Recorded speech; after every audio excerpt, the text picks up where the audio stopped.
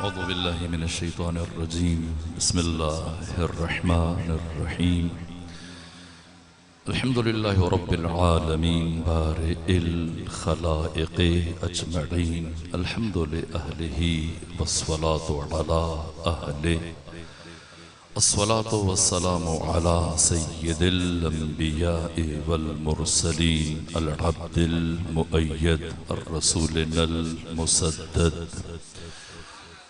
المصطفى الأمجد الحبيب الأحمد النبي الأمي المكي المدني السراج المنير الكوكب الدري صاحب الوقار والسكينة المدفون بأرض مدينة سيدنا ونبينا وشفيع ذنوبنا وطبيب قلوبنا وحبيب نفوسنا ومولانا أبي القاسم محمد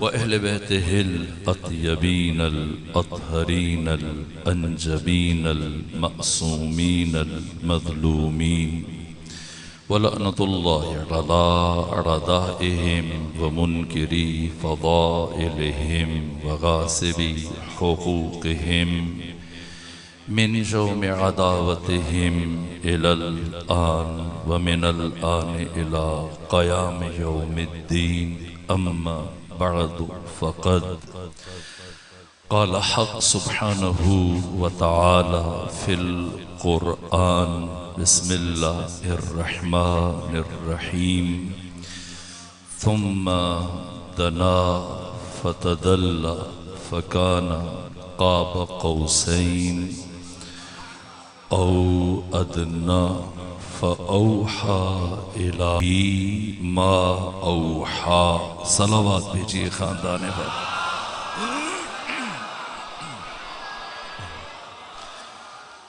خدا سبحان کی بارگاہ میں ہزار شکر کے اس مقام پر آپ با معرفت مومنین کے نورانی چہروں کی زیارت کا شرف حاصل ہوا۔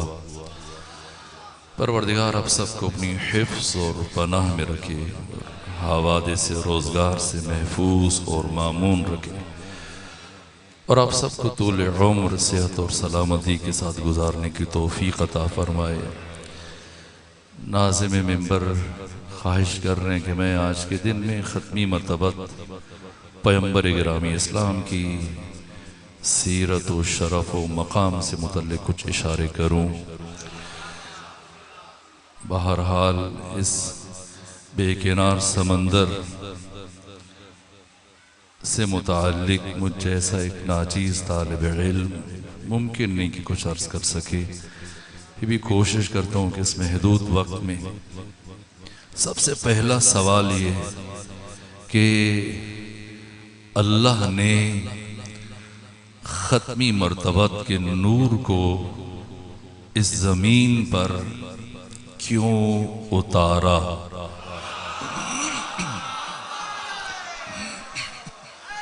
یا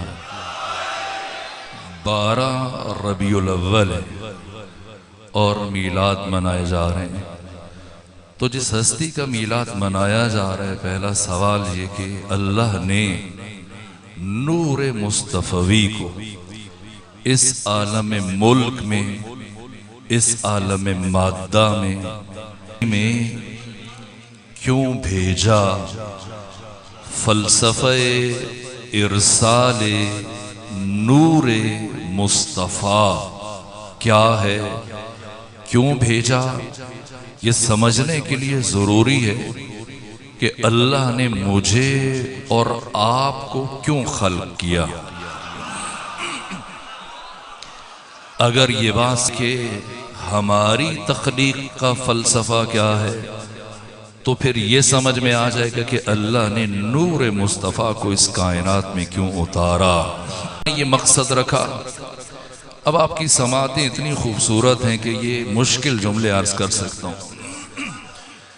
اور جو اندازہ ہوا چند لمحوں میں، تو تمہید میں اب یہ جملہ شاید میں عرض نہ کرتا، یہ جملہ روح قرآن اور سینکڑوں قرآنی آیات سے مستفاد ہے، اور وہ یہ کہ ہم انسان پیدا نہیں ہوئے، بلکہ ہم انسان بننے کے لیے پیدا ہوئے ہیں۔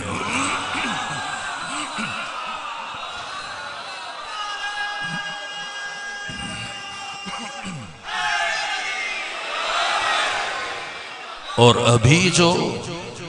ابھی جو ہمیں انسان کہا جاتا ہے، یہ مجازن انسان کہا جاتا ہے۔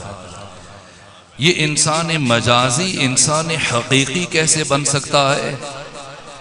تو ممکن نہیں کہ یہ انسان مجازی انسان حقیقی بن سکے سوائے اس کے کہ اسے معرفت پروردگار حاصل ہو جائے۔ حق تعالی کی معرفت کے بغیر یہ سفر کمال ممکن نہیں۔ اگر کوئی خدا کی معرفت کے بغیر اس دنیا سے حیوان پیدا ہوا، حیوان زندگی گزاری، حیوان مرے گا، اور جب قیامت کے دن اٹھے گا تو حیوانی شکل میں معشور ہوگا۔ یہ قرآن بیان فرما رہا ہے۔ نصاب انسانیت معرفت پروردگار۔ تو مجھے اور آپ کو خدا نے کیوں خلق فرمایا؟ اپنی معرفت کے لیے۔ تو سوال یہ کہ خدا کی معرفت کیسے حاصل ہو؟ اس لیے کہ ہم تمام انسان زمین کے حصار میں، زمان کے حصار میں، مکان کے حصار میں مقید، محصور، محبوس۔ کوئی انسان جتنا زور لگا لے نہ زمان کے حصار سے نکل سکتا ہے، نہ مکان کے حصار سے نکل سکتا ہے۔ اگر کوئی چاند پہ چلا جائے، چاند بھی تو ایک مکان ہے۔ عطارد، مریخ، مشتری، زحل، جہاں پہنچے یہ سب مکان ہیں۔ انسان مکان کی حدود سے باہر نہیں جا سکتا۔ انسان کبھی بھی زمان کی حدود سے باہر نہیں جا سکتا۔ اور جس خدا کی معرفت مطلوب ہے وہ کون ہے؟ وہ لا زمان ہے، وہ لا مکان ہے، وہ زمان اور مکان میں آ نہیں سکتا۔ ہم زمان اور مکان سے نکل نہیں سکتے۔ تو اس زمینی، زمانی اور مکانی انسان کو اس لا زمان اور لا مکان خدا کی معرفت کیسے حاصل ہو؟ اس لیے کہ معرفت کے لیے رابطہ چاہیے۔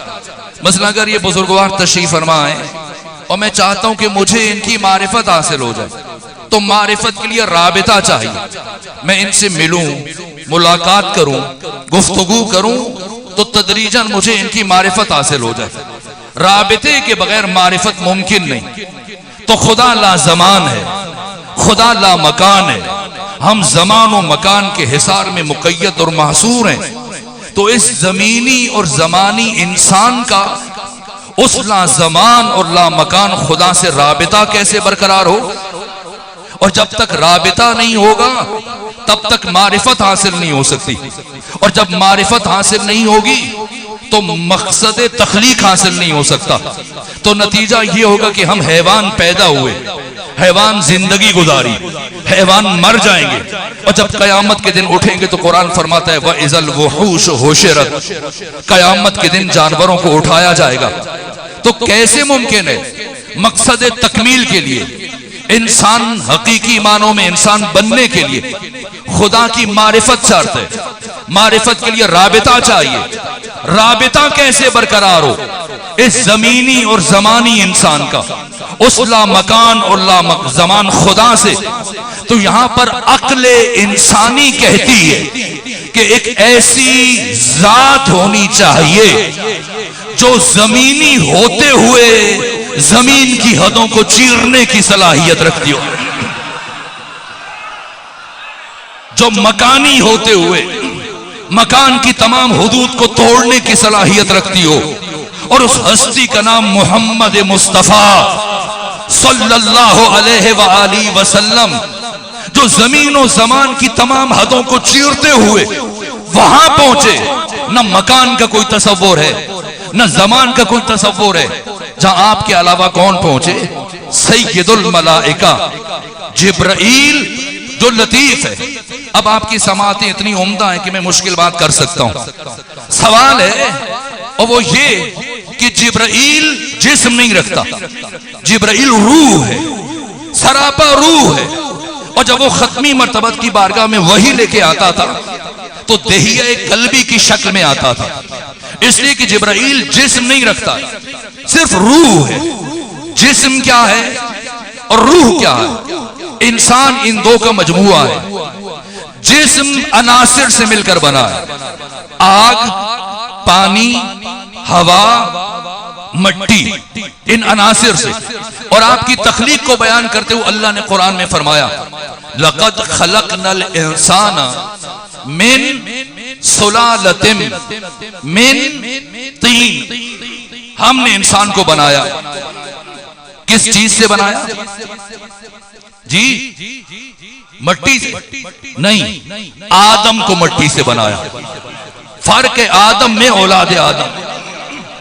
آدم کی تخلیق مٹی سے ہوئی، اولاد آدم سے متعلق یہ نہیں فرمایا لَقَدْ خَلَقْنَا الْإِنسَانَ مِن طِينٍ، ہم نے انسان کو مٹی سے بنایا. نہیں، کیا فرمایا؟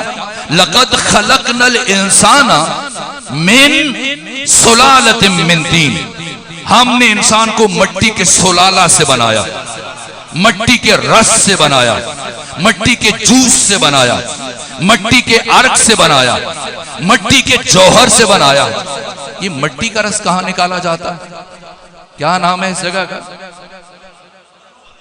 پلو والا.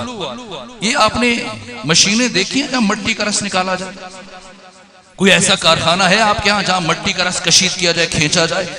اور خدا کیا رہے کہ ہم نے انسان کو مٹی کے رس سے بنایا. تو وہ مشینیں کہاں ہیں؟ وہ کارخانے کہاں ہیں جہاں مٹی کا رس نکالا جاتا ہے؟ وہ مشینیں اور کارخانے آپ کے گھروں میں، آپ کے کھیتوں میں، آپ کے باغات میں.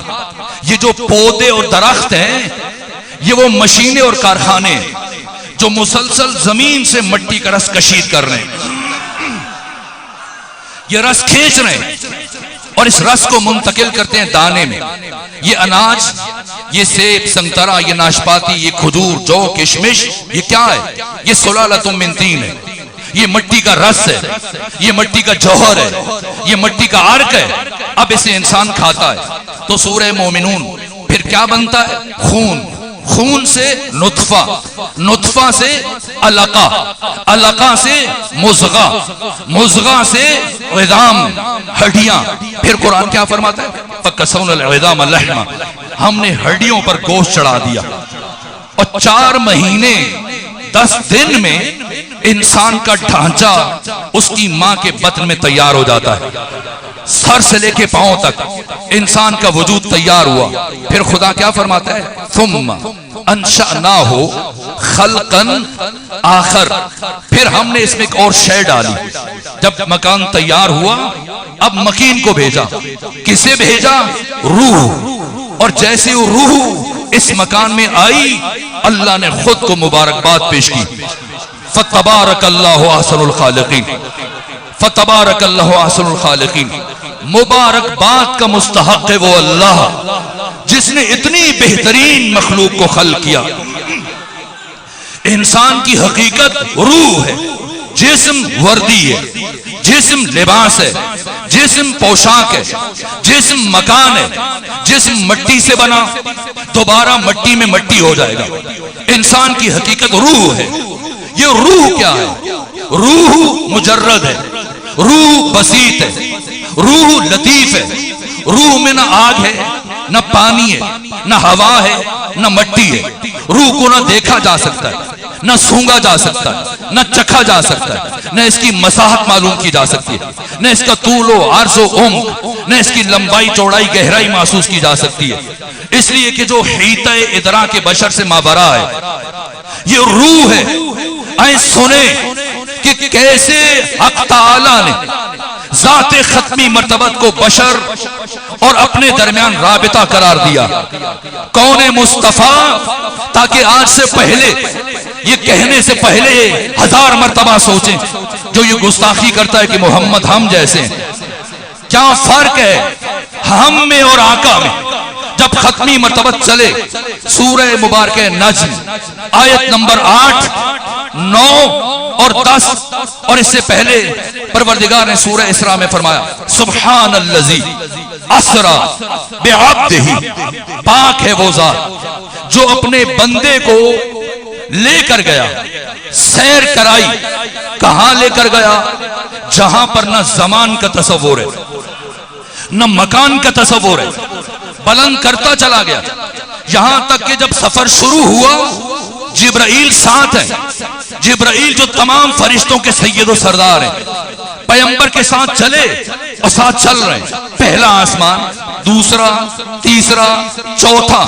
جب چوتھے آسمان تک پیغمبر کے ہمراہ پہنچے، بیت المعمور تک پیغمبر آگے بڑھنے لگے، محسوس کیا جبرائیل رک گئے. پلٹ کر دیکھا، پوچھا جبرائیل کیوں رک گئے؟ کیا کہا؟ یا رسول اللہ لو دنوت امبلتن لاحترقت، اگر ایک پورا برابر آگے بڑھوں تو میرے پر جل جائیں. جبرائیل جو جسم نہیں رکھتا، روح ہے، لیکن چوتھے آسمان پر رک رہا ہے. در حالی کہ روح لطیف ہے، روح مجرد ہے، روح بسیط ہے، لیکن جبرائیل اس روح لطیف کے ساتھ چوتھے آسمان سے آگے نہیں بڑھ رہا. اور ختمی مرتبت اسی جسم سے، اسی جسم کے ساتھ چوتھے آسمان سے آگے بڑھتے بڑھتے کہاں پہنچے؟ اس بلندی پر پہنچے جس کے بعد پھر کوئی بھی بلندی لائق کے تصور نہیں ہے. اب سوال یہ کہ جہاں جبرائیل کی روح نہیں پہنچ پا رہی، وہاں پیغمبر کا جسم کیسے پہنچا ہے اس جسم کے ساتھ؟ اس لیے کہ جسم عناصر کا مجموعہ ہے. تو پیغمبر اس جسم کے ساتھ سدرۃ المنتہا تک کیسے پہنچے؟ تو سنیں، امام ششم نے فرمایا، امام صادق نے فرمایا، اس کے بعد انسان سوچے کہ ہم کون، مصطفیٰ کون ہے.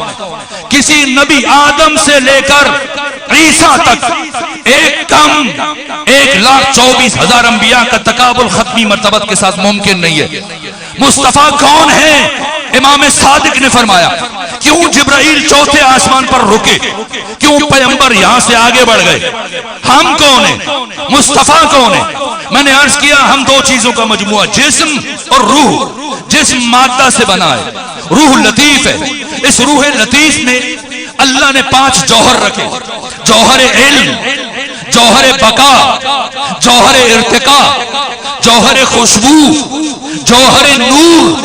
یہ ہر انسان کی روح میں اللہ نے 5 جوہر رکھے جن سے یہ انسان کمال کا سفر طے کر سکتا ہے. اب فرق سمجھنا ہے. امام ششم فرماتے جتنی انسانوں کی روحیں لطیف ہیں، اتنا اللہ نے انبیاء کے جسموں کو لطیف بنایا. اور جتنا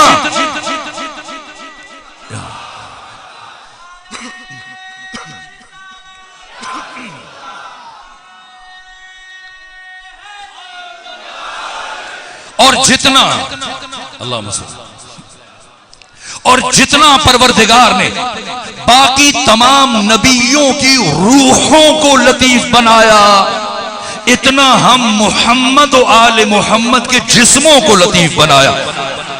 یہ فرق ہے. جتنی ہماری روح لطیف، اتنے انبیاء کے جسم لطیف، اور جتنی انبیاء کی روحیں لطیف، اتنے محمد و آل محمد کے جسم لطیف ہے. اس لیے یہ جسم مصطفیٰ ہے جس کا سایہ کا زندگی بھر نہیں دیکھا گیا، اس لیے کہ جسد مصطفیٰ کی یہ لطافت ہے.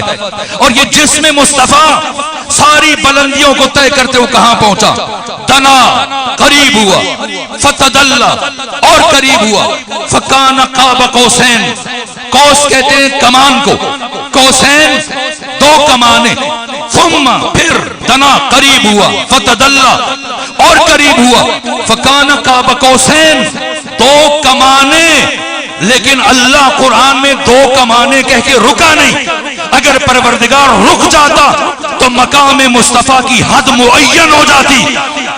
نہ فرمایا ثم دنا فتدلى فكان قاب قوسين او ادنا. 2 کمانے یا اس سے بھی کم. کتنا کم؟ حبیب اپنے محبوب کے، نبی اپنے خدا کے، بندہ اپنے اللہ کے، عاشق اپنے معشوق کے. اتنا قریب ہوا، اتنا قریب ہوا. 2 کمانے یا اس سے بھی کم کا فاصلہ رہ گیا.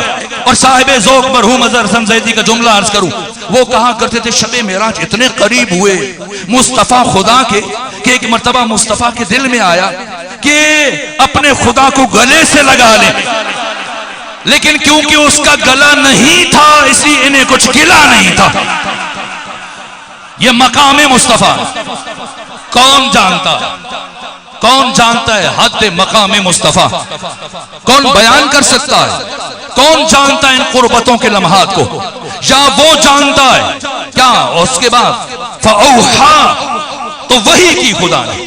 یہ وحی جس میں جبرائیل شریک نہیں ہے، وہ تو 4تھے آسمان پر رک گئے. تو اب جو وحی ہو رہی ہے اس میں سید الملائکہ جبرائیل شامل نہیں ہے. ثم دنا فتدلى فكان قاب قوسين او ادنى فاوحى الى عبده ما اوحى. تو خدا نے اپنے محبوب کو وحی کی. اور کیا وحی کی؟ ما اوحى، جو وحی کی، یعنی جو پیغام دینا تھا دے دیا. کیا پیغام دیا؟ اب یا خدا جانتا ہے، یا مصطفیٰ جانتا ہے، یا وہ علی جانتا ہے جس کے لہجے میں خدا اپنے مصطفیٰ سے گفتگو کر رہا تھا.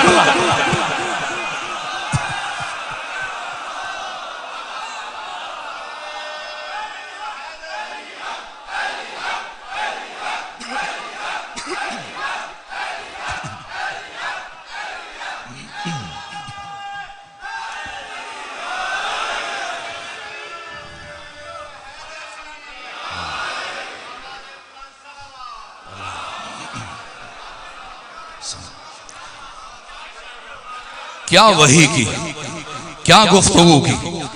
یہ وحی علی اور علی کے بیٹوں کی ولایت کا پیغام تھا.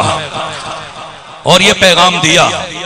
بس میرے عزیزوں، اس لیے کہ اسی ماہ ربیع الاول میں امام صادق کا بھی میلاد ہے، اس لیے میں ایک جملہ امامت سے متعلق بھی عرض کروں تاکہ گفتگو مکمل ہو جائے.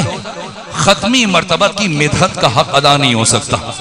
کیا اقبال سے ادا ہوا؟ نہیں ہوا. اقبال کہتے ہیں حسن یوسف دم عیسیٰ ید بیدا داری انچ خوبہ ہمیں دارند تو تنہا داری. کہا کہ یوسف کا حسن آپ میں اور عیسیٰ کے معجزات اور موسیٰ کے کمالات وہ سارے اور سارے نبیوں کے اوصاف وہ اکٹھے کریں تو آپ پیغمبر کا نور وجود میں آئے گا. نا ایک کم 1,24,000 انبیاء کے کمالات کو جمع کیا جائے ختمی مرتبت کے کمال و شرف کا عشر عشیر بھی نہیں بن سکتا. کون بیان کر سکتا ہے؟ ہاں البتہ شیخ سعدی نے جو کہا خوب کہا. شیخ سعدی سے کسی حد تک مدحت کا حق ادا ہوا. کہا کہ یا صاحب الجمال، اے صاحب جمال. یہ جمال کسے کہتے ہیں؟ کمال. ہمیں اللہ نے ترقی کے لیے خلق نہیں کیا، اللہ نے ہمیں کمال کے لیے خلق کیا. ترقی حرکت افقی ہے. جب ہم مادیات میں پیش رفت کرتے ہیں، اگر کوئی اپنی زمین میں، جائیداد میں، بینک بیلنس میں، درہم و دینار میں، سونے چاندی میں، ڈالرز میں اضافہ کرتا ہے، یہ ترقی ہے. جیسے مثلا پہلے اس کے پاس چھوٹا گھر تھا، بڑا گھر بنا لیا. پہلے چھوٹی گاڑی تھی، بڑی گاڑی لے لی، 2 گاڑیاں 3 گاڑیاں لے لی. یہ ترقی ہے.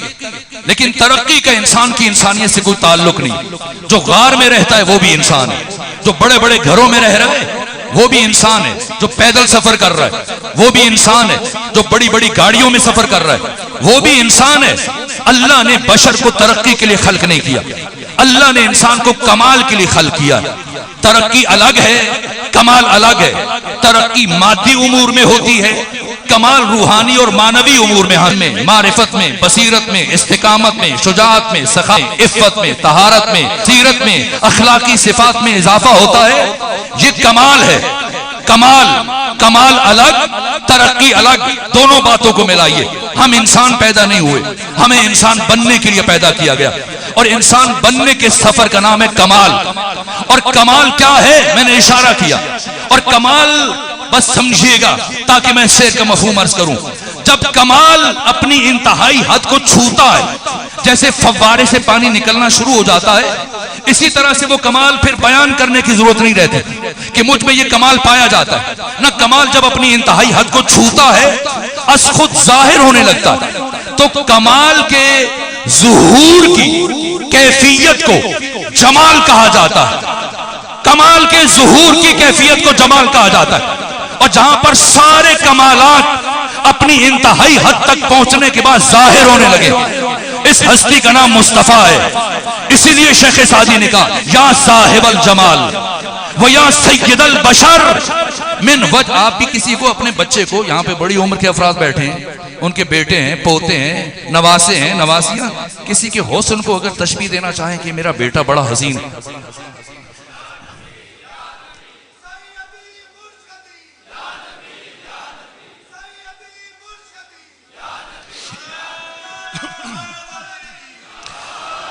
باتیں پہنچ رہی ہیں آپ کی سماعتوں نے مجھے مجبور کیا کہ میں مشکل باتیں کرنا شروع ہو گیا۔ تو آپ کس سے تشبیہ دیتے ہیں؟ اگر بچہ کسی کو آپ کا پوتا ہے، بیٹا ہے، نواسا ہے اور بہت اچھا لگے تو کیا کہتے ہیں؟ یہ تو چاند ہے، یہ تو چاند کا ٹکڑا ہے۔ اب صاحب جمال پیغمبر کو شیخ سعدی نے کہا یا صاحب الجمال البشر، تو اب کس سے تشبیہ دیں حسن کی؟ چاند۔ چاند تو ختمی مرتبت کی خاک پا میں بھی نہیں پہنچ سکتا۔ میں عرض کروں آپ کی عمدہ سماعتوں کی نظر کروں ایک جملہ، یہ پروردگار نے معراج کا واقعہ، یہ تو حبیب اور محبوب کا پرسنل میٹر تھا، یہ ہمارے ساتھ کیوں ڈسکس کیا جا رہا ہے؟ قرآن میں کیوں ذکر کیا؟ معراج پر ختمی مرتبت گئے، بلانے والا خدا ہے، ہمارے ساتھ اس معاملے کا کیا تعلق ہے؟ کیوں خدا نے ذکر کیا؟ قرآن کوئی بڑی مفصل کتاب نہیں ہے، مختصر کتاب ہے، 6236 آیتوں پر مشتمل مختصر کتاب۔ اس واقعے کا ہدایت انسانی کے ساتھ کیا تعلق ہے؟ کیوں پروردگار نے واقعہ معراج کو قرآن میں ذکر کیا؟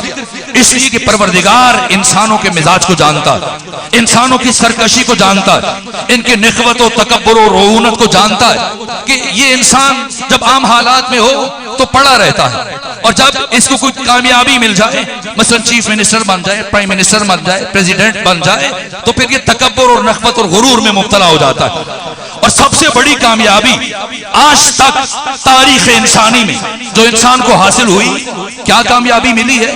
کہا جاتا ہے یہ انسان اتنی ترقی کی ہے، چاند پہ پہنچا ہے، تو یہ بڑی بات ہے۔ تو کیوں خدا سبحان نے واقعہ معراج کو قرآن میں بیان کیا؟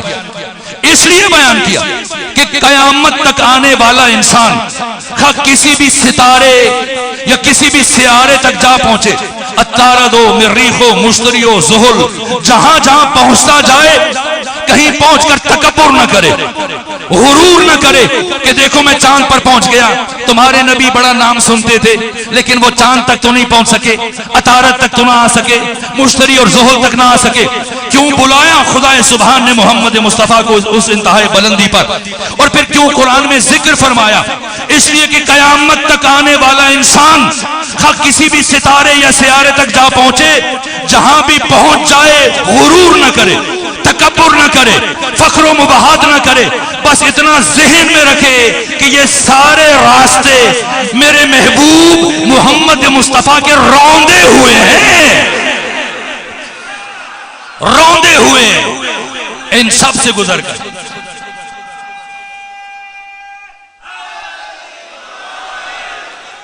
ان سب سے گزر کر میرا مصطفیٰ مشتاق ہے۔ باتیں تو بہت ہیں لیکن اب وقت ختم، دوسرے مقام پہ پہنچنا ہے۔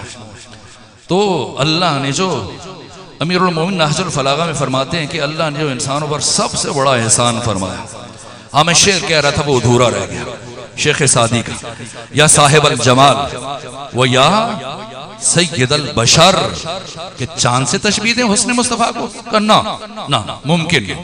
یا صاحب الجمال وَيَا سَيِّدَ الْبَشَرِ مِنْ وَجْهِكَ الْمُنِيرِ، چاند جیسا نہیں، منیر اس میں فاعل کا صیغہ ہے، تیرے نور عطا کرنے والے چہرے سے لقد نور القمر، چاند نورانی ہوا۔ چاند کی ضیاء اور نور پاشی کا راز ذات مصطفیٰ ہے۔ من وجهک المنیر لقد نور القمر لا يمكن الثناء کما کان حقہ، تیری مدحت کا حق ادا نہیں ہو سکتا، اس لیے یہ کہنا چاہیے بعد از خدا بزرگ تو ہی قصہ مختصر۔ تو میں نے دیکھا کہ اقبال سے بھی حق ادا نہیں ہوا۔ ہاں ایک شخصیت ہے، ان کا نام غالب۔ غالب سے متعلق کہا جاتا ہے، کاش شوکت بھائی تشریف فرماؤ، میں سوچ رہا تھا اور وہ تشریف لے آئے۔ پروردگار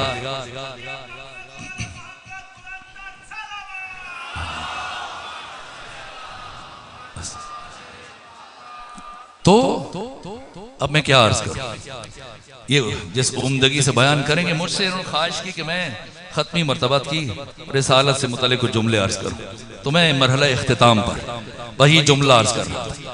تو میں نے عرض کیا کہ مرحوم اقبال سے مدحت ختمی مرتبات کا حق ادا نہیں ہوا، لیکن پھر یہی اقبال ایک شخصیت کی نسبت بڑے خاضے، اور نظر غالب جو ان کا کلام ہے، وہ غالب سے متعلق کہتے ہیں کہ فکر انسان پہ تیری ہستی سے یہ روشن ہوا کہ اے غالب تجھے دیکھ کر انسانوں کو پتہ چلا، فکر انسان پہ تیری ہستی سے یہ روشن ہوا ہے پرے مرغ تخیل کی رسائی تا کجا۔ جب انسان فکر کرتا ہے تو اس کی فکر کہاں تک جا سکتی ہے، غالب تجھے دیکھ کر لوگوں کو پتہ چلا۔ تو یہ غالب ہیں کہ جہاں عام لوگ سوچنا چھوڑ دیتے ہیں، وہیں سے یہ سوچنا شروع کرتے ہیں۔ میں اب شوکت بھائی کی موجودگی میں ایک جملہ عرض کروں، جیسے مثلا ہماری دوڑ کہاں تک ہے، خدا ہمیں جنت لے جائے یا جہنم سے بچا لے، اس سے بڑھ کے کبھی کسی نے دعا مانگی؟ جو سنی بیٹھے ہیں، جو شیعہ بیٹھے ہیں۔ لیکن میں نے عرض کیا جیسے معروف ہے کہ باقی لوگ جہاں سوچنا چھوڑتے ہیں، غالب یہاں سے سوچنا شروع کرتے ہیں۔ اب اگر مجھے یاد ہو اور شعر میں غلطی نہ کروں، وہ کہتے ہیں کہ میں بادہ خار ہوں گر جنت نہ جا سکوں، ہاں اس نقص ہے مجھ میں، شاید میں محروم رہ جاؤں، جنت نہ جا سکوں۔ دیکھیے اگر ہم جنت چلے گئے تو منزل مقصود پہنچ گئے، اور اگر جہنم سے بچ گئے تو یہی کامیابی ہے، اس سے بڑھ کے نہیں سوچا۔ لیکن غالب کہتے ہیں میں بادہ خار ہوں گر جنت نہ جا سکوں، حسرت ہے بعد مرگ میں کچھ کام آ سکوں۔ ٹھیک ہے، اگر میں جنت نہیں جا پاتا تو جہنم میں چلا جاؤں، تب بھی مجھے ضائع نہیں ہونا چاہیے، میرے وجود کو کسی کام آ جانا چاہیے۔ کیا کام لینا چاہتے ہیں غالب اپنے وجود سے؟ کہا میں بادہ خار ہوں گر جنت نہ جا سکوں، حسرت ہے بعد مرگ میں کچھ کام آ سکوں، اور ایندھن بنا دے مجھ کو جہنم کا یا خدا، ہر دشمن علی کا کلیجہ جلا سکوں۔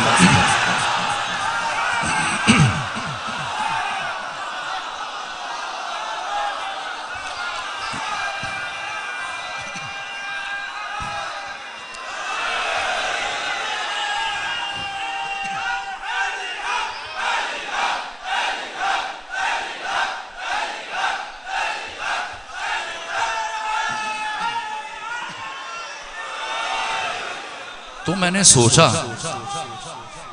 سوچا کہ غالب انہوں نے پیغمبر سے متعلق کیا کہا ہوگا، علی سے متعلق یہ بات کہی، تو آقا ختمی مرتبت سے متعلق کیا کہا ہوگا۔ تو بڑی عمدگی سے، بڑی خوبصورت سے، بڑی احتیاط سے انہوں نے اپنا دامن بچایا اور کہا کہ غالب ثناء خواجہ بے یزدان گزاشتی، غالب ثناء خواجہ بے یزدان گزاشتے این، کیوں کہ ان ذات پاک مرتبہ دان محمد است۔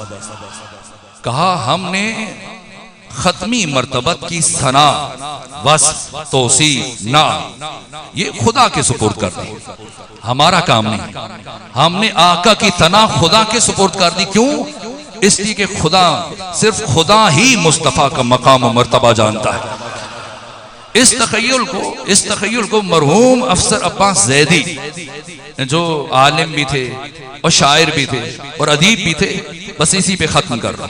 تو انہوں نے، اب شاعر کے سامنے شاعروں کا کلام پڑھا جا رہا ہے تو اس سے بہتر تخیل بیان کرتے ہیں، تو انہوں نے جو تخیل بیان کیا، وجود مبارک ختمی مرتبہ خود مجسم قرآن، یہ قرآن میں اور مصطفیٰ میں کیا فرق ہے؟ مصطفیٰ میں، قرآن میں ایک ہے علم خدا کا نسخہ انفسی اور انسانی، اور ایک ہے علم خدا کا نسخہ کتبی و کتابی۔ علم خدا جب کتاب کی شکل میں آیا تو قرآن بنا، اور علم خدا جب انسان کی شکل میں آیا تو مصطفیٰ بنے۔ اگر یہ بات پہنچی تو سنیں مرحوم افسر عباس زیدی کیا کہتے ہیں۔ آپ بھی قرآن کی تلاوت کرتے ہیں، آقا بھی قرآن کی تلاوت تو کرتے تھے، اور جب سامنے قرآن رکھتے تھے، اس کیفیت کو مرحوم افسر عباس زیدی نے بیان کیا کہ رخ ان کا مقابل کی طرف بڑھتا تھا اور جوش عقیدت کا اسے چڑھتا تھا۔ جب قرآن آقا کے سامنے آتا تھا اور آقا کا رخ قرآن کی جانب بڑھتا تھا تو رخ ان کا مقابل کی طرف بڑھتا تھا اور جوش عقیدت کا اسے چڑھتا تھا، اور جب سامنے آتا تھا نبی کے قرآن، معلوم نہیں کون کسے پڑھتا تھا۔ یہ مصطفیٰ، عزت مصطفیٰ، عزت شرف مصطفیٰ، معصومین، معصومین اللہ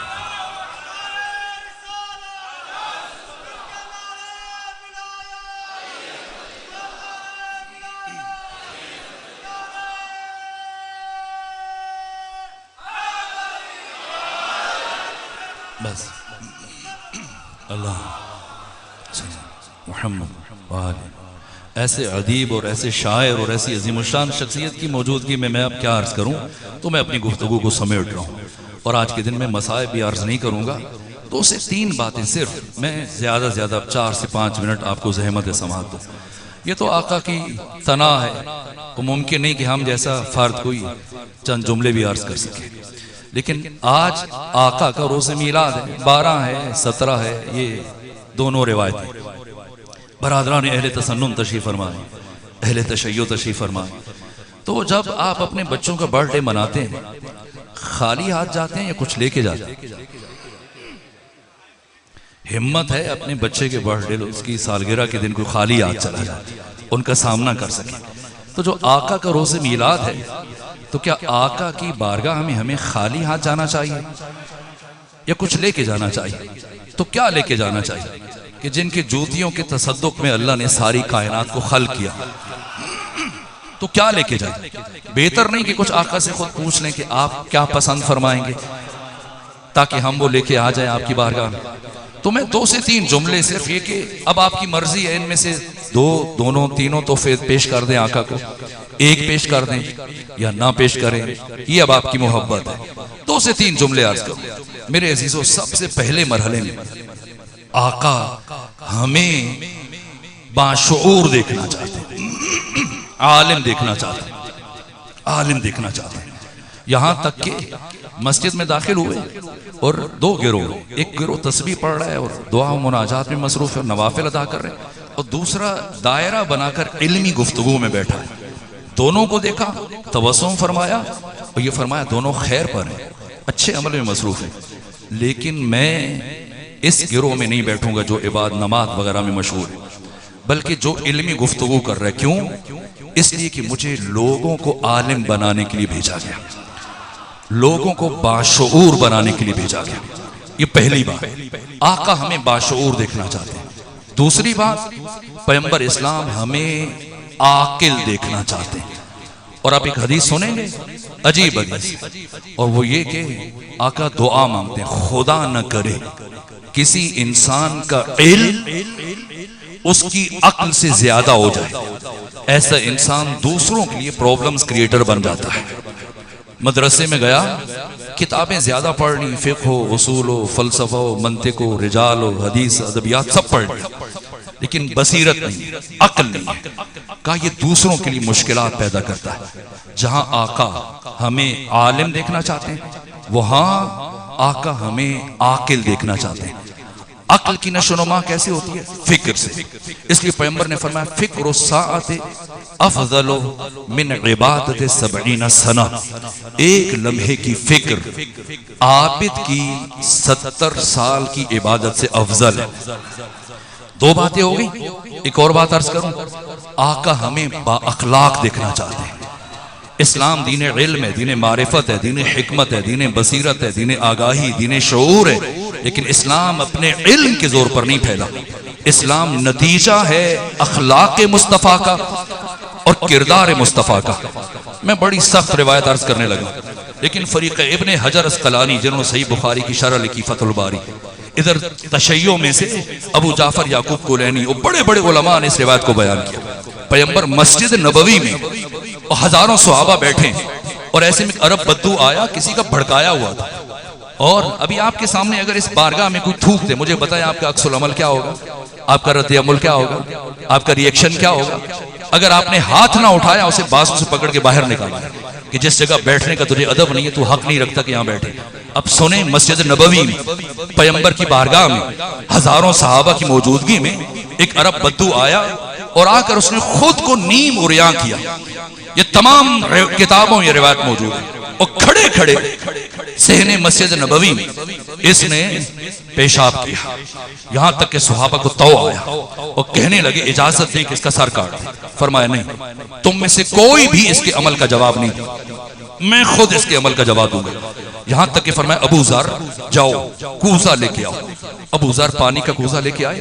ختمی مرتبہ نے وہ امام الانبیاء، سید الرسل، باعث تخلیق کائنات، جن کی جوتیوں کے تصدق میں کائنات بنی، صاحب خلق عظیم، خود اس جگہ کو پانی سے پاک کرنا شروع کیا۔ اور وہ عرب بدو حیران، پریشان، سرگردان، دیر تک ٹکٹکی باندھے پیغمبر کی طرف دیکھتا رہا، ایسے بھی ہو سکتا ہے؟ پھر نگاہیں چھلک گئیں، آنکھیں چھلک گئیں، آگے بڑھا اور قدموں میں گرا، دست ادب جوڑ دیے اور یہ جملہ کہا آقا آج واقعاً مجھے یقین ہو گیا کہ آپ اللہ کے نبی، اس لیے کہ سوائے اللہ کے بھیجے ہوئے کہ کسی کا اخلاق اتنا بلند نہیں ہو سکتا۔ سنیں، یہ تیسرا ہدیہ جو آقا کی بارگاہ میں پیش کر سکتے ہیں، آقا ہمیں با اخلاق دیکھنا چاہتے ہیں۔ اگر کسی کو اپنے نماز روزوں پر، تہجد پر، حج و زکات پر بڑا گھمنڈ ہے تو سنیں، پیغمبر فرماتے ہیں کہ آپ کی موجودگی میں کسی نے کہا کہ وہ خاتون ہر وقت نمازیں پڑھتی ہے، وہ دن بھر روزے سے رہتی ہے، بہت صدقہ و خیرات کرتی ہے، لیکن بس ذرا بد اخلاق ہے۔ فرمایا لا خیر فیہا وہی من اہل النار، اس میں کوئی بھلائی نہیں اور وہ جہنمیوں میں سے ہے۔ اور جملہ سنیں، سنی شیعہ کتابوں میں جتنے کہیں، میں آپ کی خدمت میں حوالے عرض کرتا ہوں۔ پیغمبر فرماتے ہیں کہ میں خوش اخلاق کافر کو، میں خوش اخلاق کافر کو بد اخلاق مسلمان سے زیادہ پسند کرتا ہوں۔ مسلمان ہے، بد اخلاق ہے، مجھے ایسا مسلمان نہیں چاہیے۔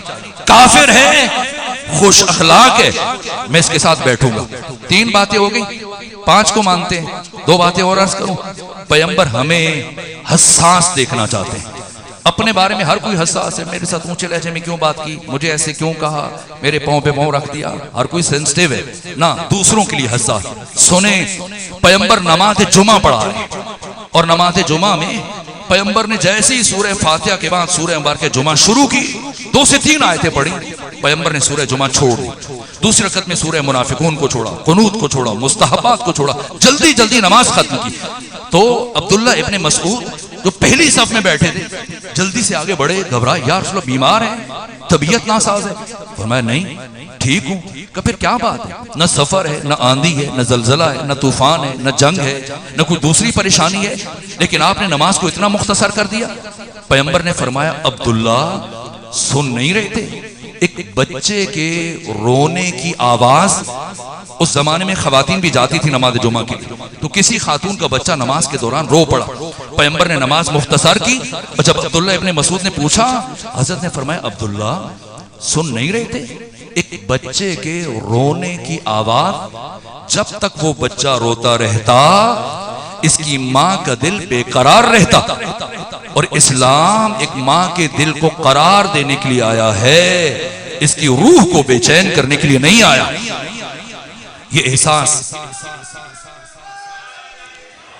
آپ نعرے لگائیے گا۔ بس آخری جملہ، مجھے ان کو بھی جلدی ہے، مجھے بھی جلدی ہے، سفر درپیش ہے، تو پانچویں بات ہے، خود اس درجہ مومن بہت دقیق ہوتا ہے، مومن بہت سمجھدار ہوتا ہے، حساس صرف انسانوں سے نہیں حیوانات سے متعلق۔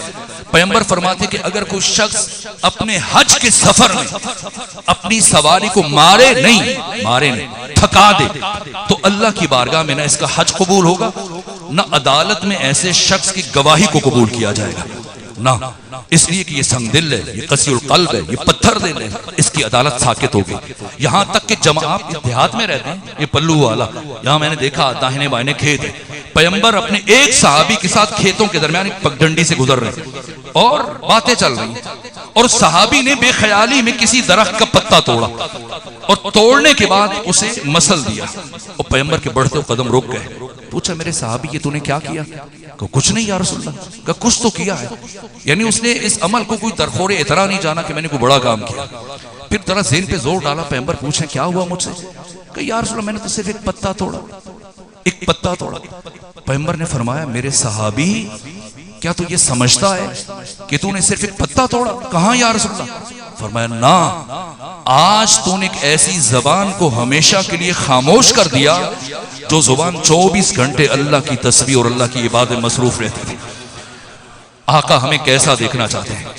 میں اجازت لیتے ہوئے ایک روایت، ورنہ اس کے بغیر گفتگو ناتمام رہ جائے گی، مصائب اب بعد میں سنیں گے، ویسے بھی 12 ربیع الاول میں عام تو مصائب نہیں پڑھتا، تو حضرت بہت تفصیل سے بیان کریں گے۔ آخری جملہ، اسلام دین امن ہے، دین سلامتی ہے اپنے پیروکاروں کے لیے، تو یہ خشونت اور یہ دہشت گردی اور یہ شدت پسندی اور یہ جنون اور یہ شدت اور یہ قتل و غارت گری اور یہ قتل و قتال، یہ کہاں سے آیا اسلام میں؟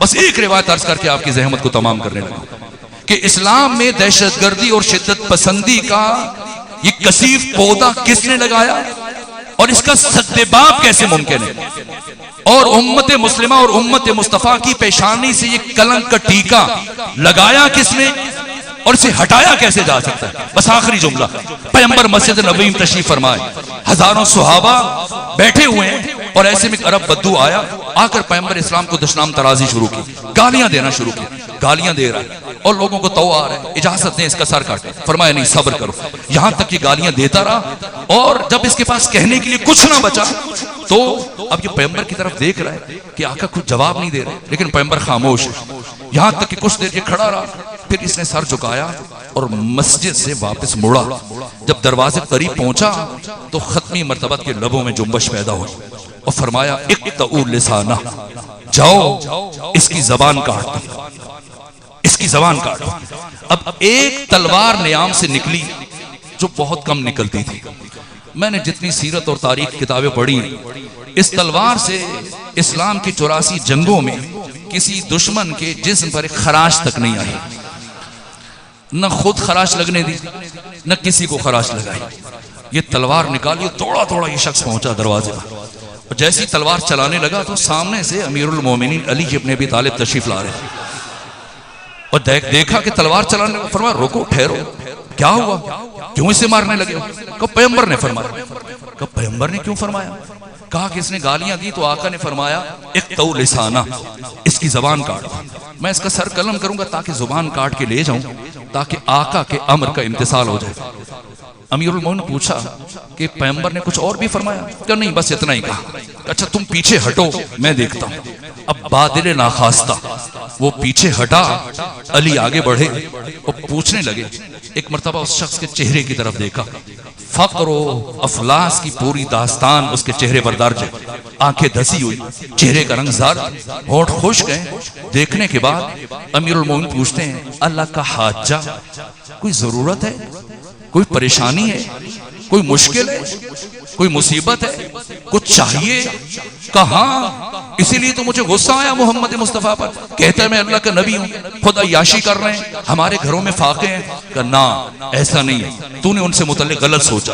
ان کے گھر میں تم سے زیادہ فقر و فاقہ ہے, اور جہاں تک تمہاری مشکل کا بیان ہے تو تمہیں آقا کے سامنے کہہ دینا چاہیے تھا. پھر اگر وہ تمہاری مدد نہ کرتے پھر تمہیں شکوہ کرنا چاہیے تھا. اب جب کہ تم نے اپنی مشکل مجھے بتائی ہے تو حضرت نے جیب میں ہاتھ ڈالا, درہم و دینار کی تھیلی نکالی اور دیتے ہوئے کہا یہ میری طرف سے نہیں ہے, میرے آقا, میرے سردار, میرے مولا محمد مصطفیٰ کی طرف سے ہدیہ, جاؤ لے جاؤ. جیسے اس کو تھیلی ملی مشکل آسان ہوئی. چلتے ہوئے کہہ رہا تھا کہ میں غلط فہمی کا شکار تھا, میں نے کیوں ان سے متعلق اتنا غلط سوچا. وہ تو اتنے کریم ہیں کہ ان کے چاہنے والے بن مانگے عطا کرتے ہیں. مجھ سے بہت بڑی غلطی ہوئی. یہ ترانے پڑھتا وہ چل پڑا, اور وہ جو قتل کرنے کے لیے آیا تھا ایک مرتبہ پلٹا ختمی مرتبہ کے پاس اور آ کر علی کی شکایت کی, یا رسول اللہ, آپ نے جس شخص کی زبان کاٹنے کا حکم دیا تھا علی نے اسے مالا مال کر دیا, علی نے اسے مالا مال کر دیا. کہا کیا ہوا؟ کہا کہ آپ نے زبان کاٹنے کا حکم دیا تھا, علی نے اسے درہم و دینار کی تھیلی عطا کر دی. پیغمبر مسکرائے, تبسم فرمایا, کہ میں بھی تو یہی چاہ رہا تھا, میں بھی تو یہی چاہ رہا تھا. کہ یا رسول اللہ, آپ نے تو کہا کہ اس کی زبان کاٹو, اور علی نے مالا مال کر دیا, اور آپ کہہ رہے ہیں کہ میں بھی یہی چاہ رہا تھا. کہاں؟ علی نے اس کی زبان کاٹ, علی نے اس کی زبان کاٹ دی. کہا کیسے؟ کہا ایسے کہ اب جب تک زندہ رہے گا کبھی میری مخالفت نہیں کرے گا. تو کلام ایک ہے, بس آخری جملہ عرض کر رہا ہوں, کلام ایک ہے, ایک تو لسانہ, ایک کیا سمجھا تلوار لے کے چل پڑا, دوسرا کیا سمجھا درہم و دینار کی تھیلی عطا کر رہا ہے. تو نتیجہ کیا ملا کہ اگر ہم نے کلام خدا اور کلام رسول کو علی اور علی کے بیٹوں کی زبان سے سمجھا تو یہ دین ہمارے لیے سلامتی کا پیغام بن جائے گا. اور اگر اس دروازے کو چھوڑ کر ہم نے کہیں اور سے کلام خدا اور کلام رسول کو سمجھنے کی کوشش کی, یہی دین ہمارے لیے مصیبت بن جائے گا, ہمارے لیے دہشت گردی بن جائے گا. پروردگار ہمیں محمد و آل محمد کے اسوہ طیبہ پر چلنے کی توفیق عطا فرمائے.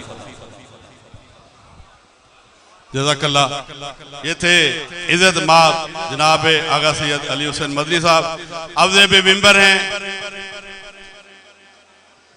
دبیر اعظم شوکت مذہب اہل بیت ممتاز سخنور عزت مآب